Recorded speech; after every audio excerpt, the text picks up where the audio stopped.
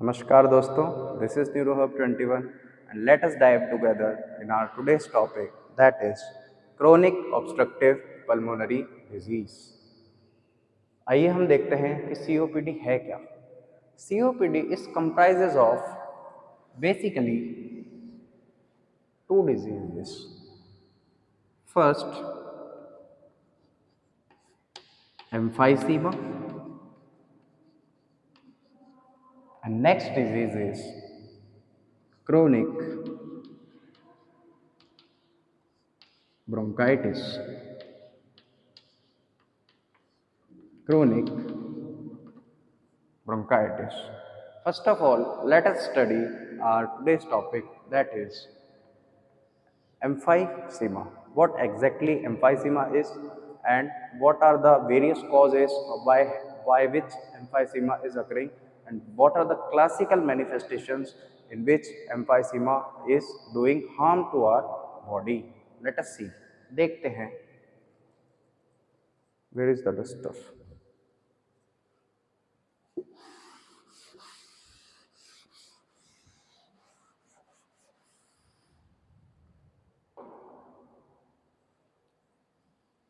Emphysema.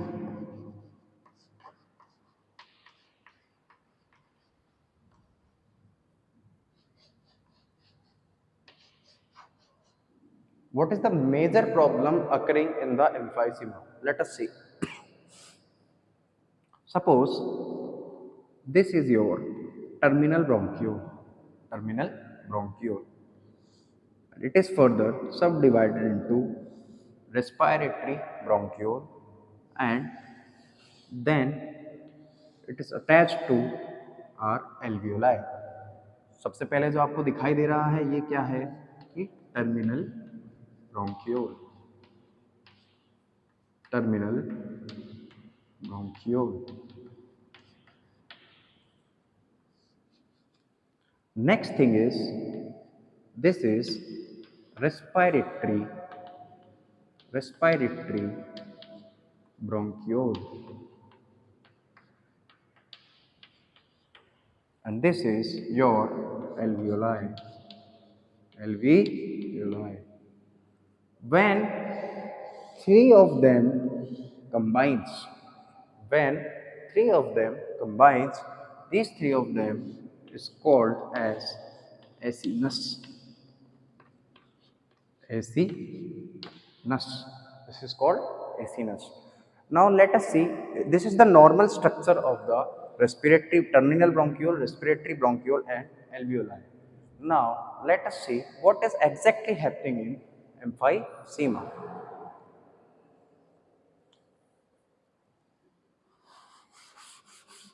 This is your normal lungs. Now we will see the acinus of an emphysematic lung. This was the acinus of the normal lung and now I will show you the acinus of the emphysematic lungs.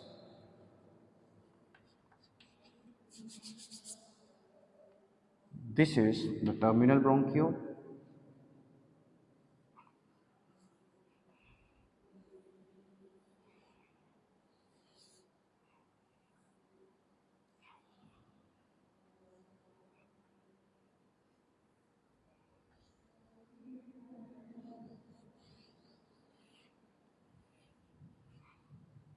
This is the emphysematic acinus. मतलब ये क्या है कि terminal bronchiole and this is what this structure is. This is the respiratory bronchiole and this is your alveoli. What exactly happening in this emphysematic lung is the, I will show you here, walls of the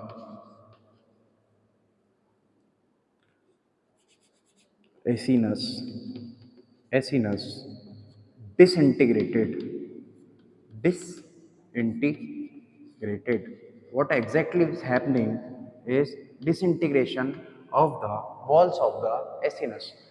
What I am trying to say is that This acinus, which is called the terminal bronchiole, the respiratory bronchiole, and the alveoli, together the three of the form combines to form the acinus. In an emphysematic lung, what exactly is happening? That this acinus is degraded, the walls of the acinus gets degraded. हो क्या रहा है कि ये जो acinus होती है वो इलास्टेस की बनी होती है, और ये इलास्टेस क्या है? ड्यू टू prolonged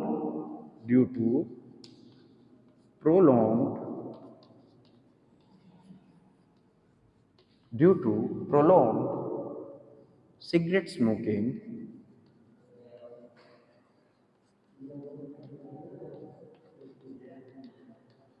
ये एसिनस क्या है, इसकी जो वॉल्स है वो डिसइंटीग्रेट हो गई, और इसके अंदर जो ये राउंड स्ट्रक्चर्स आपको दिखाई दे रहे हैं, ये जो राउंड स्ट्रक्चर्स आपको दिखाई दे रहे हैं, ये राउंड स्ट्रक्चर्स जो आपको दिखाई दे रहे हैं, तो the first classical sign in the emphysematic lung will be, let me delete it. The first classical sign in the emphysematic lung I will show you is bulla formation. Bulla formation means this is the round curvy structure due to the disintegration of the walls. This round structure will be termed as bulla. The first classical sign is the bulla formation. Now, अब क्या हो रहा है, जब ये बुल्ला formation आपको COPD के अंदर एम्फाइसेमिक के अंदर जब ये बुल्ला फॉर्मेशन दिख रहा है, तो हो क्या रहा है actually? When the patient is inhaling, suppose this is the oxygen, when the patient is trying to inhaling, the air comes from the terminal bronchiole, and when it reaches the respiratory bronchiole, the air gets trapped. This is the air. ये क्या है? Air है. ये air क्या हो रहा है? यहाँ पे जाके ट्रैप्ड हो रहा है. यहाँ पे जाके ये क्या है? एयर ट्रैप्ड हो रहा है.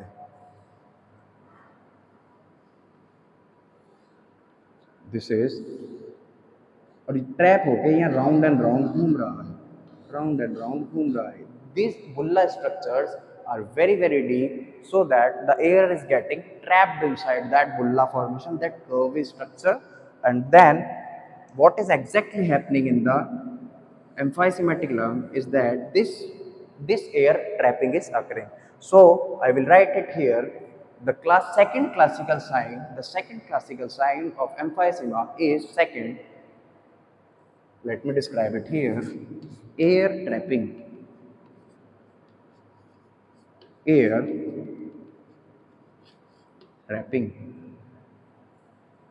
जब बुल्ला फॉर्मेशन के अंदर एयर ट्रैपिंग हो रही है, then what exactly is occurring? इसके नीचे ब्लड वेसल्स होती है. अब ऑक्सीजन क्या है, इस बुल्ला में जा रही है, तो जितनी मात्रा में उस ब्लड वेसल पे वो ऑक्सीजन डिफ्यूज होनी चाहिए, उस मात्रा में वो ऑक्सीजन डिफ्यूज नहीं हो पा रही. The third sign I will say is hypoxemia.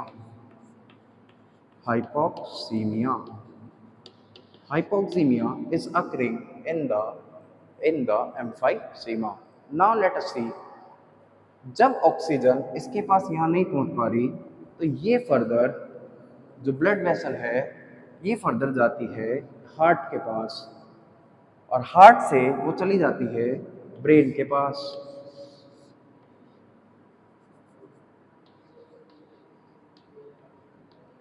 Heart से वो चली जाती है ब्रेन के पास. अब जब हार्ट के पास प्रॉपर ऑक्सीजन नहीं पहुंचेगी, जब ब्रेन के पास प्रॉपर ऑक्सीजन नहीं पहुंचेगी, then what will happen? The natural जो बॉडी का डिफेंस मैकेनिज्म होगा वो क्या कर देगा? वैसोकॉन्स्ट्रिक्शन कर देगा.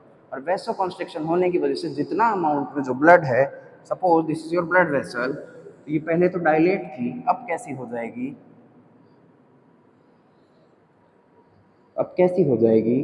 वैसोकॉन्स्ट्रिक्टेड. तो the fourth sign I will make you understand is the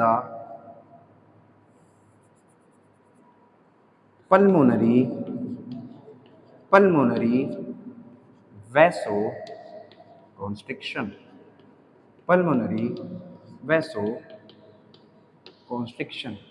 This is the fourth classical sign of the emphysematic lung. Now what I am trying to say is that कि जब वैसोकॉन्स्ट्रिक्शन हो गया, जब heart के पास oxygen अब थोड़ी बहुत पहुंचने लगी, थोड़ी बहुत मामूली सी, जब हार्ट के पास ऑक्सीजन थोड़ी बहुत मामूली सी पहुंचने लगी है, तो मैं ये कहना चाहूँगा आप लोगों से कि अब क्या होगा, उससे भी ऑक्सीजन की सफिशिएंसी पूरी नहीं हो पाएगी। ऑक्सीजन को जितनी हार्ट को ऑक्सीजन चाहिए होती है, तो हार्ट को उतनी सफिशिएंट ऑक्सीजन नहीं मिल पाएगी। तो हमारे लंग्स क्या करेंगे, डीपली इनहेल करने की कोशिश करेंगे और जोर जोर से सांस लेने की कोशिश करेंगे। The fifth sign will be tachypnea.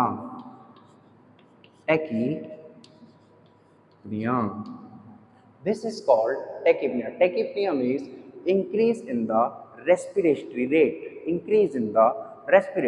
rate. जो नॉर्मल रेस्पिरेटरी रेट होता है उससे क्या होगा, थोड़ा सा एक्सेसिव रेस्पिरेटरी रेट हो जाएगा। नाउ मैं इसको यहां से डिलीट कर दे रहा हूं।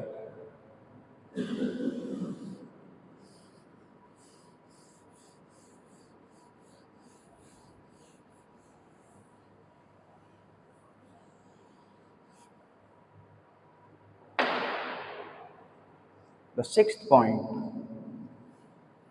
अब क्या हो रहा है, जब टैकीपनिया हो रहा है तो जो लंग्स होंगे वो इनहेलेशन तो करेंगे, लेकिन जो ऑक्सीजन आएगी वो वापस इन बुल्ला में जाके ट्रैप्ड हो जाएगी, एयर ट्रैपिंग हो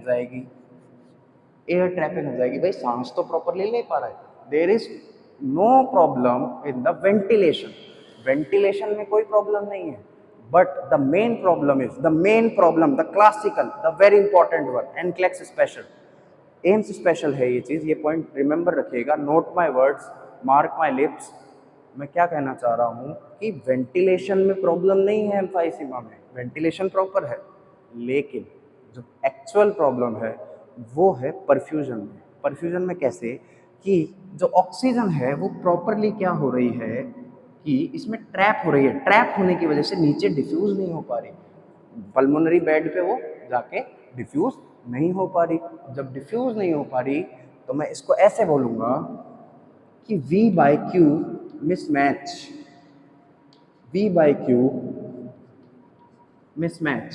और ये V/Q मिसमैच क्या है, Q denotes for perfusion.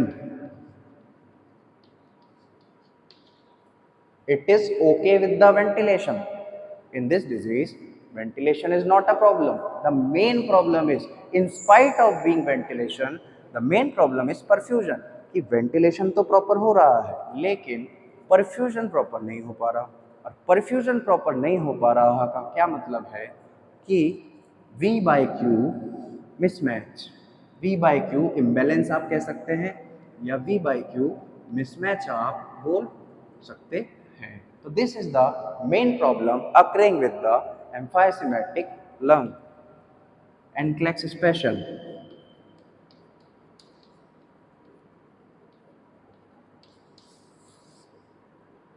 अब देखें, अब हम बात करते हैं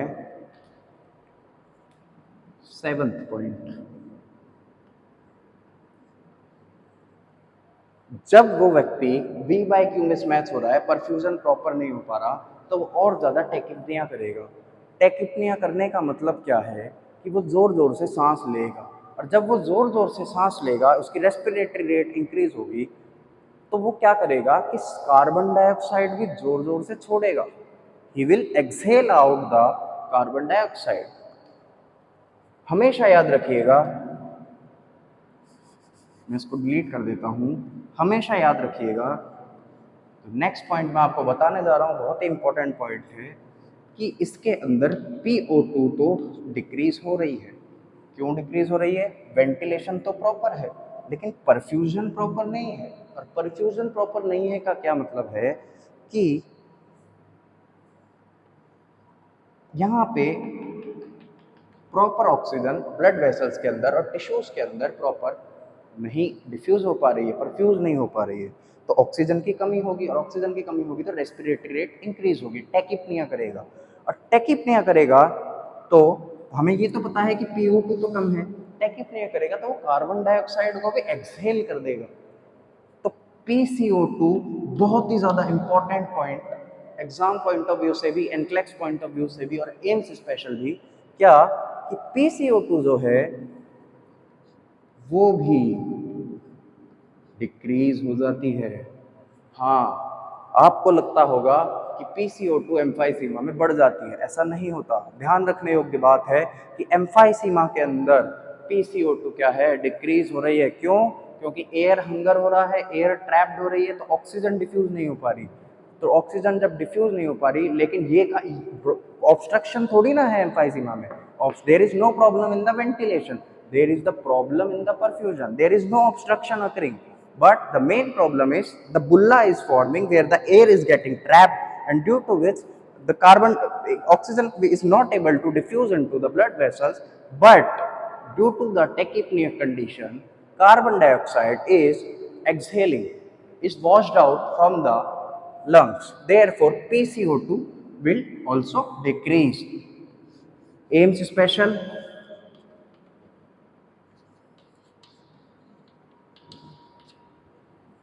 इन दोनों को मिला के जो हम बोलेंगे टेक्निकल टर्म, बहुत ही इंपॉर्टेंट चीज बताने जा रहा हूं आज की क्लास की, इन दोनों को मिला के जो हम बोलेंगे उसको हम बोलते हैं type 1 respiratory failure. Type 1 respiratory failure, दो तरीके के रेस्पिरेटरी फेलियर होते हैं, एक होता है टाइप 1 रेस्पिरेटरी फेलियर, एक होता है type 2 respiratory failure. Type 1 respiratory failure में क्या होता है कि जो PO2 होती है वो भी डिक्रीज होती है और PCO2 भी क्या होती है, डिक्रीज होती है। तो दोनों जब डिक्रीज हो तो उसमें क्या हो रहा है, टाइप 1 रेस्पिरेटरी फेलियर। तो type 1 respiratory failure is the classical sign of emphysematic lung, emphysema condition या एम्फाइसीमा पेशेंट्स। और टाइप 2 रेस्पिरेटरी फेलियर क्या होता है, जिसमें PO2 तो डिक्रीज हो पर PCO2 बढ़ जाए, PCO2 बढ़ जाए। नाउ अब इसको मैं यहां से डिलीट कर देता हूं।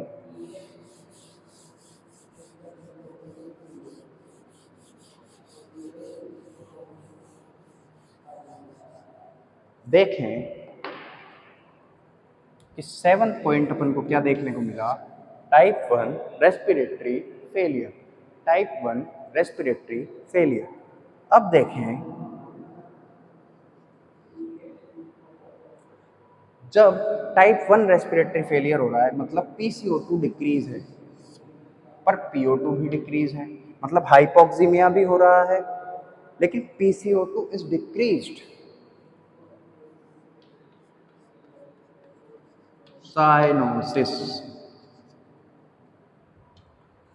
आप जो देख रहे हैं वो बिल्कुल गलत है, एब्सेंट, बहुत ही ज़्यादा इम्पोर्टेंट और बहुत ही ज़्यादा डेंजरस सवाल एम्फाइसीमा का। आपसे एनक्लेक्स में, एम्स स्पेशल में कई बार पूछा जाता है ये क्वेश्चन कि साइनोसिस प्रेजेंट होता है एम्फाइसीमा में या साइनोसिस एब्सेंट होता है। जी हाँ दोस्तों, आप सही देख रहे हैं, cyanosis is always absent in the emphysematic condition. मैं बता देता हूँ क्यों। क्योंकि PCO2 क्या है, डिक्रीज हो रहा है एम्फाइसीमा के अंदर। PCO2 क्या हो रहा है, डिक्रीज हो रहा है। अब PCO2 की वजह से साइनोसिस होता है, इंक्रीज होने की वजह से PCO2 कार्बन डाइऑक्साइड के पार्शियल प्रेशर के इंक्रीज होने की वजह से क्या होता है, साइनोसिस होता है। और जब साइनोसिस होता है तो साइनोसिस का मतलब क्या कि bluish discolouration of the mucus और स्किन। क्लियर? तो ब्लूइश डिस्कलरेशन किसकी वजह से हो रहा है, CO2 की वजह से, लेकिन CO2 तो यहाँ पे कम है, therefore cyanosis is absent, cyanosis is absent in the emphysema। बहुत ही ज़्यादा महत्वपूर्ण और ध्यान रखने योग्य बात कि साइनोसिस क्या है, यहाँ पे एब्सेंट हो रहा है। अब जब साइनोसिस एब्सेंट है, जब CO2 की मात्रा कम है, तो जो मेन चीज़ जो आपके इसमें देखने को मिलेगी जो मेन चीज इसके अंदर देखने को मिलेगी, 8वां पॉइंट अपनी क्लास का, 8वां पॉइंट अपनी क्लास का रेस्पिरेटरी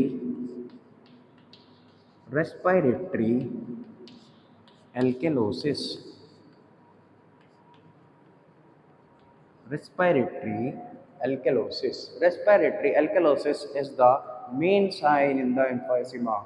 ध्यान रखने योग्य बात, यहाँ से क्वेश्चन उठ के आता है आप लोगों के, क्या क्वेश्चन उठ के आता है कि एसिडोसिस नहीं है। यहाँ पे हमेशा हम गलत कंफ्यूजन में रहते हैं कि एम्फाइसीमा के अंदर एसिडोसिस हो रहा है। जी नहीं दोस्तों, एम्फाइसीमा के अंदर रेस्पिरेटरी एल्केलोसिस हो रहा है, क्योंकि CO2 की मात्रा कम हो रही है, partial pressure of carbon dioxide कम है, इसलिए यहाँ से क्वेश्चन उठ के आता है NCLEX special, respiratory alkalosis is seen in the emphysematic condition। Now, 9th point, जब रेस्पिरेटरी एल्केलोसिस हो रहा है, जब बॉडी के अंदर रेस्पिरेटरी एल्केलोसिस हो रहा है और साइनोसिस एब्सेंट हो रहा है, सॉरी 9th पॉइंट अपना साइनोसिस एब्सेंट था, sorry 8th point cyanosis absent था, 9th पॉइंट रेस्पिरेटरी एल्केलोसिस। और आज के क्लास की अंतिम, अच्छा 8th पॉइंट में यहाँ लिख देता हूँ, डिनोट कर देता हूँ, साइनोसिस एब्सेंट, साइनोसिस एब्सेंट।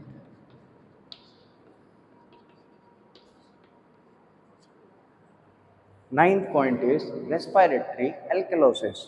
अब हम बात करें हमारा 10th जो पॉइंट है, हमारा जो 10th पॉइंट है वो ये है कि excessive use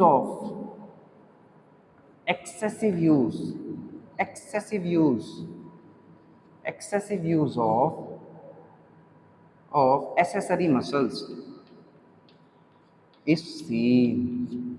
excessive use of accessory muscle is seen। accessory muscle का यूज क्या है, एक्सेसिव हो रहा है, मतलब जो हमारी स्केलिन मसल है और जो स्टर्नोक्लेडोमास्टोइड मसल है, जो हमारी स्केलिन, अच्छा आपकी जानकारी के लिए बता दूं, एक्सेसरी मसल्स जो होती है वो दो मसल्स से फॉर्म होती है, एक तो sternocleidomastoid muscle, sternocleidomastoid muscle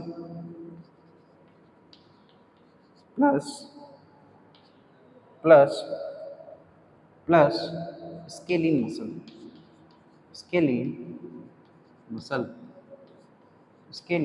muscle. इन दोनों मसल से फॉर्म क्या हो रही है, एसेसरी मसल। और एसेसरी मसल का जब हम डायग्नोस्टिकली अगर उस पेशेंट को जब जज करेंगे तो हम ये पाएंगे कि उसको सांस लेने में दिक्कत हो रही है, टेकिप्निया हो रहा है, रेस्पिरेटरी रेट इंक्रीज हो रही है, और उसकी वजह से जब वो रेस्पिरेटरी रेट इंक्रीज हो रही है तो हमारे स्टर्नोक्लेडोमास्टोइड मसल और स्केलिन मसल का एक्सेसिव यूज हो रहा है। और आज की क्लास की अंतिम बात मैं यहाँ करना चाहूँगा कि जो हमारा COPD होता है, COPD के अंदर भी जो एम्फाइसीमा होता है, उस एम्फाइसीमा के पेशेंट्स को बहुत ही गोल्डन पॉइंट बताने जा रहा हूँ दोस्तों आपको। वो क्या होता है, उसको हम क्या बोलते हैं,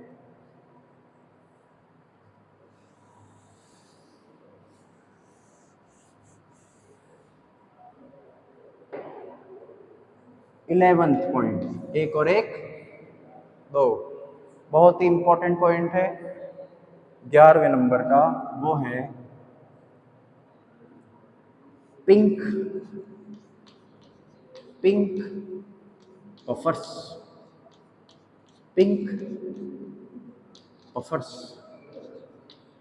यहाँ पे ब्लू भी हो सकता था, लेकिन cyanosis is absent and due to the increase tachypnoea, जो हमारी फेस की जो ब्लड वेसल्स होती है, जो स्किन की जो ब्लड वेसल्स होती है, वो ज़्यादा क्या होती है, वैसोकॉन्स्ट्रिक्ट हो जाती है। और जब वो वैसोकॉन्स्ट्रिक्ट हो जाती है तो ब्लड फ्लो वहाँ पे बहुत ज़्यादा हो जाता है, और ब्लड फ्लो की वजह से उसका जो चेहरा होता है वो कैसा हो जाता है, पिंकिश कलर का हो जाता है, और उसको इसलिए हम उसको क्या बोलते हैं, पिंक पफर्स बोलते हैं। और लास्ट पॉइंट जो बहुत ही ज़्यादा महत्वपूर्ण पॉइंट है,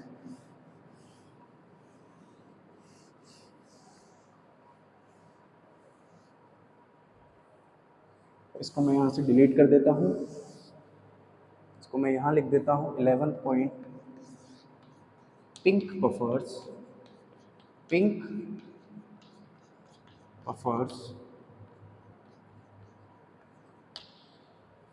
and 12th point, इसको यहाँ डोमिनेट कर देते हैं। 12th point, barrel shaped chest, barrel shaped chest, barrel shape chest. अब ये बैरल शेप चेस्ट है क्या? बैरल का मतलब होता है ढोलक। नॉर्मली क्या होता है, जो हमारे जो नॉर्मल लंग्स होते हैं उसका जो ट्रांसवर्स डायमीटर होता है वो always greater than antero posterior diameter होता है। ये किस में होता है? नॉर्मल लंग्स में, नॉर्मल लंग्स में। लेकिन एम्फाइसेमेटिक कंडीशन में क्या हो रहा है, जो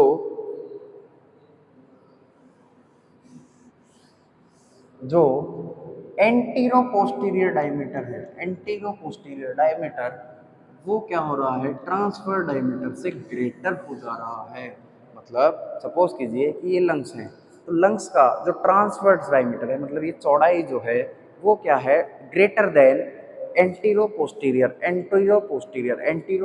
डायमीटर से वो ग्रेटर होती है नॉर्मल लंग्स में।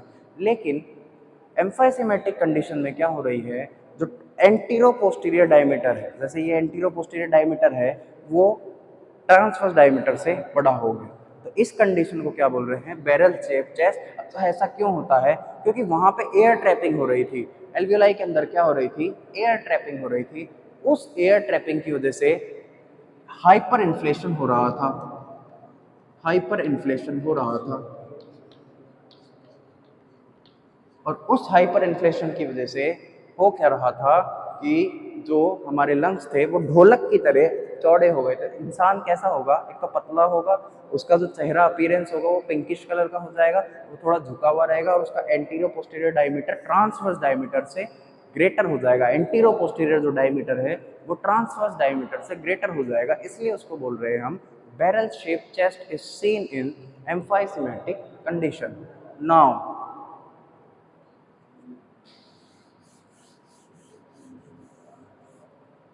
इस हाइपर इन्फ्लेशन की वजह से जो हमारा जो डायफ्राम होता है, इस हाइपर इन्फ्लेशन की वजह से जो हमारा डायफ्राम होता है वो फ्लैट हो जाता है। तो नेक्स्ट चीज जो हमें देखने को मिलेगी वो मिलेगी flattened diaphragm, flattened diaphragm, flattened diaphragm. और फ्लैटन डायफ्राम हो जाएगा, हाइपर इन्फ्लेशन हो रहा है, लंग्स की साइज बढ़ रही है, लंग्स नीचे की तरफ डायफ्राम को पुश कर रहे हैं, और जब नीचे की तरफ डायफ्राम को पुश कर रहे हैं तो लीवर भी पुश होता है, और लीवर पुश होता है तो जो नेक्स्ट पॉइंट आपको देखने को मिलेगा वो मिलेगा palpable liver, palpable liver, palpable liver is seen in the, जब आप लिवर को पाल्पेट करोगे तो वो बहुत ज़्यादा दिखेगा। नॉर्मल कंडीशन में ऐसा नहीं होता, लिवर नहीं आता दिखाई, समझ में नहीं आता उसको। लेकिन जब हम एम्फाइसेमेटिक कंडीशन में उस व्यक्ति का लिवर को पाल्पेट करके देखा जाएगा तो वो इजीली पाल्पेबल होगा। तो ये हमारा एम्फाइसीमा है, और इस आज की क्लास को हम यही समाप्त करते हैं। Let us take a quick review what we have studied, that emphysema में क्या हो रहा है, due to the bulla formation air trapping is occurring, and due to that air trapping what exactly is happening is hypoxemic condition is occurring, and due to that hypoxemic condition what is actually there is that pulmonary vasoconstriction we are seen in the emphysematic lungs. Due to that pulmonary vasoconstriction what is happening, that respiratory alkalosis is occurring, and next thing pulmonary vasoconstriction, tachypnea is occurring. Due to that tachypnea carbon dioxide washout is there, and due to that carbon dioxide washout V by Q mismatch is occurring. V by Q mismatch क्या बताया था कि ventilation तो there is no problem in the ventilation, but the problem is in the perfusion. Q, V by Q mismatch is there, and due to which PO2 is decreasing, and but due to the tachypnea ventilation में कोई problem नहीं है, लेकिन problem किस में है, problem is in the perfusion. तो टैकिप्निया की वजह से ऑब्स्ट्रक्शन नहीं हो रहा, इसलिए कार्बन डाइऑक्साइड क्या होगा, वॉश आउट हो जाएगा, और कार्बन डाइऑक्साइड वॉश आउट हो जाएगा तो partial pressure of carbon dioxide will decrease, and partial pressure of carbon dioxide जब डिक्रीज हो जाएगा, जब ये दोनों कंडीशन सेम हो, उस कंडीशन को हम बोलते हैं type 1 respiratory failure. In type 1 respiratory failure, what is exactly occurring? PO2 is decreased, but PCO2 is increased. PCO2 is decreased. But in type 2 respiratory failure, PO2 is decreased, but PCO2 is increased. And cyanosis is absent. Most important point. PCO2 decrease है, इसलिए bluish discolouration नहीं हो रहा। Cyanosis क्या है, absent है, और cyanosis absent होने की वजह से क्या हो रहा है, यहाँ पे रेस्पिरेटरी एल्केलोसिस हो रहा है, मतलब CO2 की मात्रा कम, तो रेस्पिरेटरी एल्केलोसिस देखने को मिलेगा। अगर CO2 इंक्रीज होता, जैसे कि क्रोनिक ब्रोंकाइटिस में होता है, तो उसके अंदर रेस्पिरेटरी एसिडोसिस देखने को मिलता है, और रेस्पिरेटरी एल्केलोसिस हो रहा है। और हो क्या रहा है, excessive use of the accessory muscles, scalene और स्टर्नोक्लीडोमास्टोइड मसल्स का एक्सेसिव यूज हो रहा है। और देन पेशेंट को कैसा अपीयर होगा, पिंक पफर्स बोलेंगे, क्योंकि उनका एक्सेसिव टैकिप्निया की वजह से, वैसोकंस्ट्रिक्शन होने की वजह से फेस की आर्टरीज पे क्या होता है, उसका कलर कैसा हो जाता है, पिंकिश हो जाता है, इसलिए उसको पिंक पफर्स बोलते हैं। बैरल शेप चेस्ट होता है, उसको देखने को मिल रहा है, this is the classical sign. And what is actually happening in the barrel shape chest, that anteroposterior diameter is greater than the transverse diameter, and then flatten diaphragm due to the hyperinflation हो गया, तो lungs क्या करेंगे, नीचे diaphragm को दबाएंगे, तो diaphragm कैसा हो जाएगा, flatten diaphragm is seen. And last but not the least, palpable liver is occurring. I hope you like the video. Kindly share it to the needy ones. Thank you.